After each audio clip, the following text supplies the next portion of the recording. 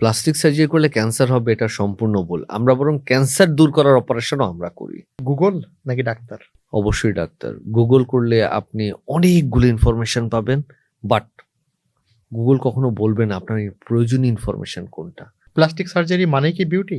না, প্লাস্টিক সার্জারির অনেকগুলো ভাগের একটা ভাগ হচ্ছে অ্যাস্থেটিক বা বিউটিফিকেশন। বার্ন হলেই কি টুথপেস্ট? নেভার টুথপেস্ট লাগাচ্ছে, হলুদ লাগাচ্ছে, তারপরে ডিম বিভিন্ন paste করে ধরনের লাগাচ্ছে। ডিম, এগুলোতে কিন্তু কোনো উপকার হবে না।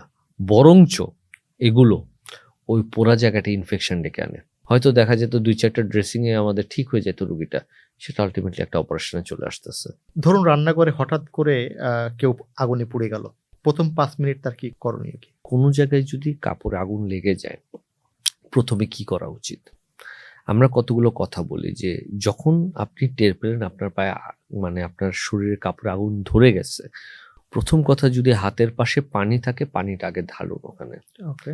পানি নাই, দৌড়াদৌড়ি করবেন না। আমাদের দেশে যেটা হয়, মানুষ ভয়ে দৌড়াতে থাকে, আতঙ্কে তখন একটা আতঙ্কে। দৌড়ালে বাতাসে আগুনটা আরো দ্রুত বাড়ে, হয়তো অল্পতে কমে যেতে পারতো, আপনি দৌড়ে আগুনটাকে আরো বাড়িয়ে দিয়েছেন। এটা কিন্তু ক্ষতিটা বাড়ায়। এখন পানি নেই, কি করবেন? সবচেয়ে ভালো কথা আমরা বলি যে শুয়ে পড়ে রোল করেন, গড়াগড়ি করেন। হ্যাঁ।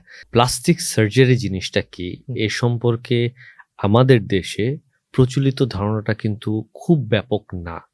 কিন্তু কথা হচ্ছে আমরা প্লাস্টিক সার্জারিতে কি করি এ সম্পর্কে কিন্তু সাধারণভাবে ইন জেনারেল সাধারণ মানুষের কাছে কোনো পরিষ্কার বা ক্লিয়ার কোনো ধারণা নেই।